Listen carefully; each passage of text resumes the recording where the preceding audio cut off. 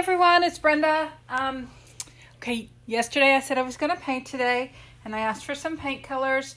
I said I would take the first 5, and then I asked for some paint ideas. So anyway, the first one we're going to do is I've got an 8x10 canvas here. We're going to do an 8x10 string pull, and we're going to start with black. We're going to coat our canvas in black. All my paints are all ready. Let me tell you real quick. Okay. Elisa suggested that I use black. So we're going to use black as our base. And then I can't remember who else. Somebody else suggested I use purple. So I add a little bit of silver to the purple to make it a metallic purple. I don't know how well you can see that, if at all. But hopefully it'll show up when I do the thing. Then I got lavender. I don't know who these people are that think I enjoy Louisiana colors. But I did say I would take the first 5, so that's what I'm doing. So there's lavender. Then somebody suggested green, so I have green. My paints are fairly thin because of the way we're going to use them today. Because not only we're going to do this, we're going to use the same colors and do a Dutch pour. And then a yellow. I know Athena, I think it was, who suggested the yellow. I think, or the green, I don't remember. Anyway, so there's my colors. So let's get this started off by putting the black on. And we're just going to coat the canvas.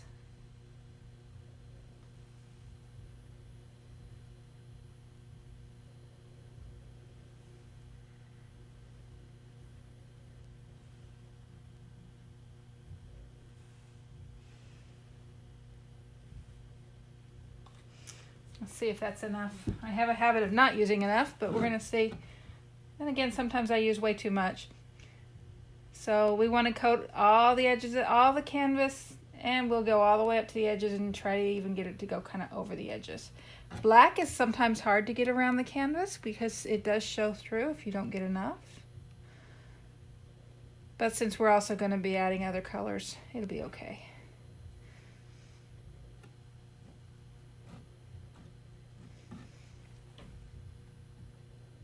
Okay, looks good. We got it up to all the edges and going off the edges.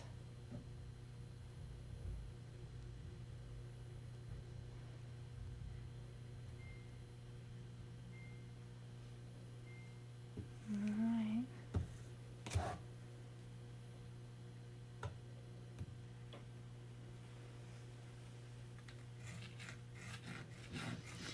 The one thing that you can do with white that you can't do with black you do have to make sure all your sides are coated. It really looks funny if you don't.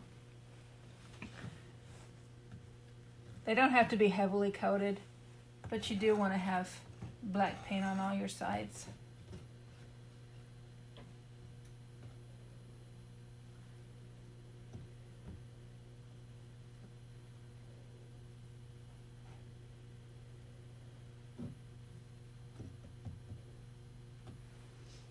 Alright, I'm going to make a mess. It's not like I don't always make a mess. But I'm going to try to get some of this off because of the type of painting I'm going to do. I'm going to try to get some of this off and leveled out beforehand, even though paint does have a habit of being self-leveling. You can kind of see where it's going, the heaviness, where I've got a lot of paint. It's going down. I want to try and get it to go the other way.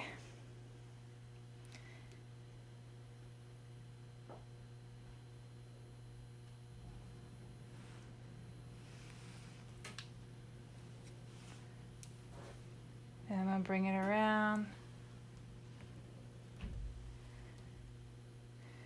Actually, it looks like it's pretty good and coated now. Looks like I've got quite a bit off. Run my fingers under it.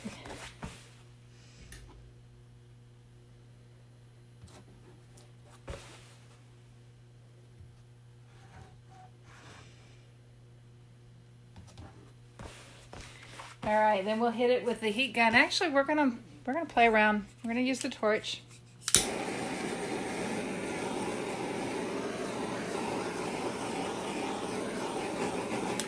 All right.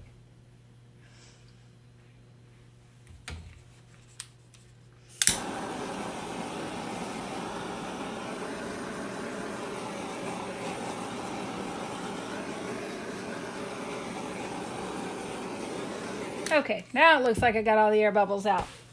Okay, then we're going to start layering some paints. And I have strings here to go along to move things. I wanted to have some fun, so I got some different types of string. I got some cotton yarn. I got some bulky yarn. And then I got some, I don't know, I can't remember what this one's called, but it's kind of a funky yarn. I wanted to see if it makes any difference when we do the pull with the different types of yarn that I use. So let's start. We'll start with the dark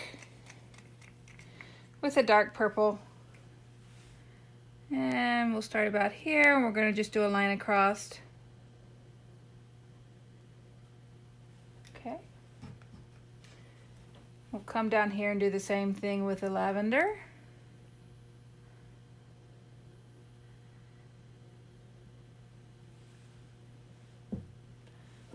Then we're going to do the yellow.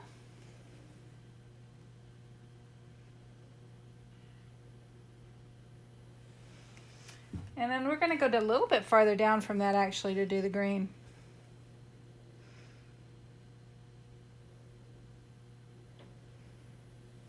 All right.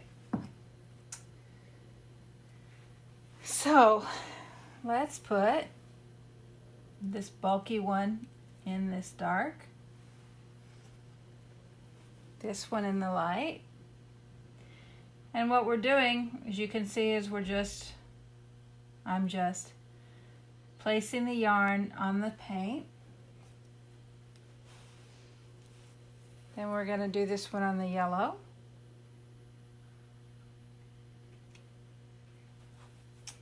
And then this one on the green that looks like it's almost been swallowed up. All right. Then we're going to add paint back on top of it and try to get more paint saturated into this.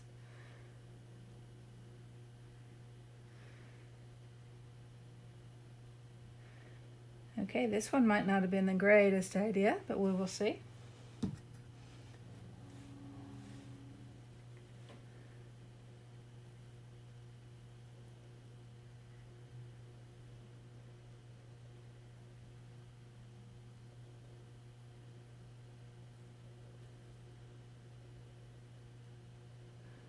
Okay, these acrylic yarns I think are going to be a no-go in the future.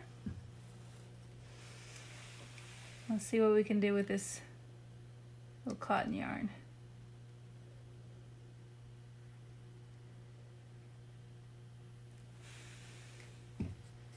And then with the green, let's see what we can do with the green.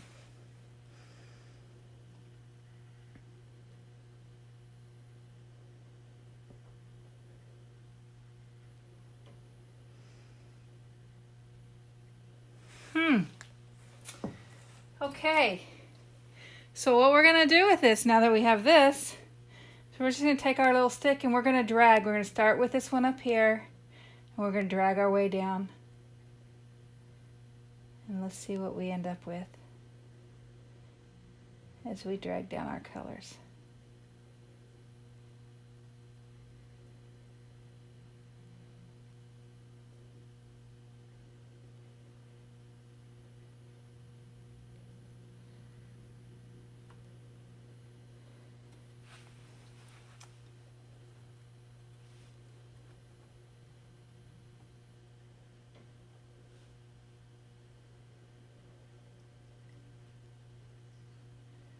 Well, our green got lost. I can see a little bit of it, but not much.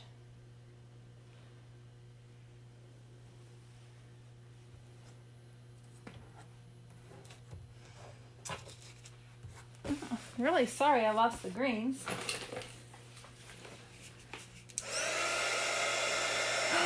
Wow! But look at that. Let's see if we can find the green. I actually want to try that with this one. I keep forgetting I have this one out here now. There is some green there. Look at those cells popping up. Wow, look at that green pop up in there. That is gorgeous.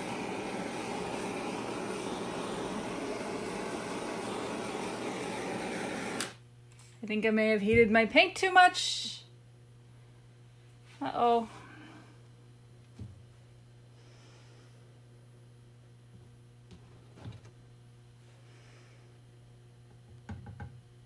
So I've got some just plain black here that I can put right there. There we go.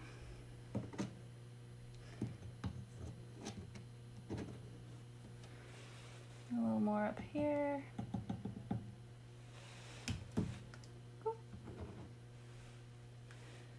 Actually, that one's got green in it. I don't want to do that. Let's just use the black.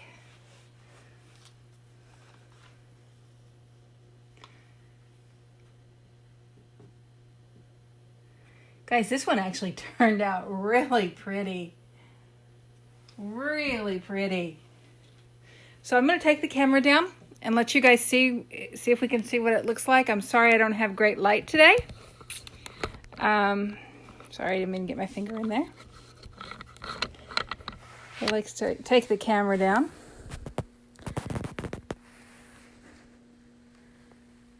And look at how that turned out. I am so excited about that one. And I love how that green hit once we hit it with a torch. Okay, so it'll take about 2 or 3 days for this to dry real well, and I'll take another picture. I'll post a picture when it dries. I'm going to move it over to a place where it can dry and get set up for doing my next one. I'll be back in a little bit. Thanks.